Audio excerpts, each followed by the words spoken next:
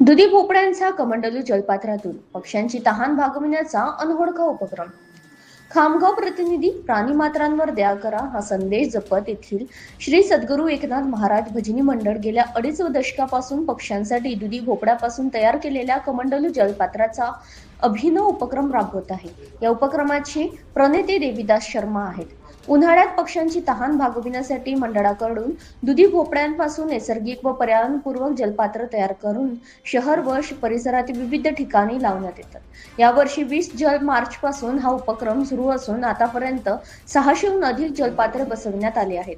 विशेष म्हणजे मंडळाचे कार्यकर्ते दररोज सकाळी या जलपात्रांमध्ये स्वच्छ व थंड पाणी भरून त्यांची देखभाल करतात. नमस्कार सर, मी देवीदास शर्मा, सतीफैल खामगाव, श्री सद्गुरू एकनाथ महाराज भजनी मंडळाचा अध्यक्ष आहे.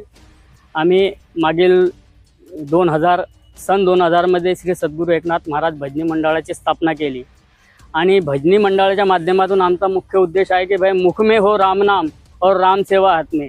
होईल तितकी मुखाने देवाचं नाव घ्यायचं भजनाच्या माध्यमातून आणि जे काही आहे ते आपल्या हाताने चांगली सेवा करायची. तर आम्ही मोफत अनेक लोकांना आजपर्यंत 26 वर्षात जवळजवळ 13,000 जलपात्र आम्ही वाटलेले आहे. या जलपात्राचे भरपूर लोकांना दिलेले आहे आणि भरपूर लोक येऊन घेऊनही चाललेले आहे आणि भरपूर लोकांनी लावलेलेही आहे. पक्षी येतात, पाणी पितात.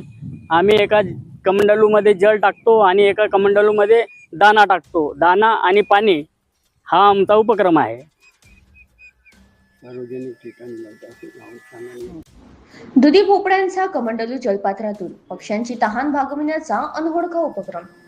खामगाव प्रतिनिधी प्राणीमात्रांवर दया करा हा संदेश जपत येथील श्री सद्गुरू एकनाथ महाराज भजनी मंडळ गेल्या 2.5 दशकापासून पक्ष्यांसाठी दुधी भोपळ्यापासून तयार केलेल्या कमंडलू जलपात्राचा अभिनव उपक्रम राबवत आहे. या उपक्रमाचे प्रणेते देवीदास शर्मा आहेत. उन्हाळ्यात पक्ष्यांची तहान भागविण्यासाठी मंडळाकडून दुधी भोपळ्यांपासून नैसर्गिक व पर्यावरणपूर्वक जलपात्र तयार करून शहर व परिसरातील विविध ठिकाणी लावण्यात येतात. यावर्षी 20 मार्च पासून हा उपक्रम सुरू असून आतापर्यंत 600हून अधिक जलपात्र बसवण्यात आले आहेत. विशेष म्हणजे मंडळाचे कार्यकर्ते दररोज सकाळी या जलपात्रांमध्ये स्वच्छ व थंड पाणी भरून त्यांची देखभाल करतात.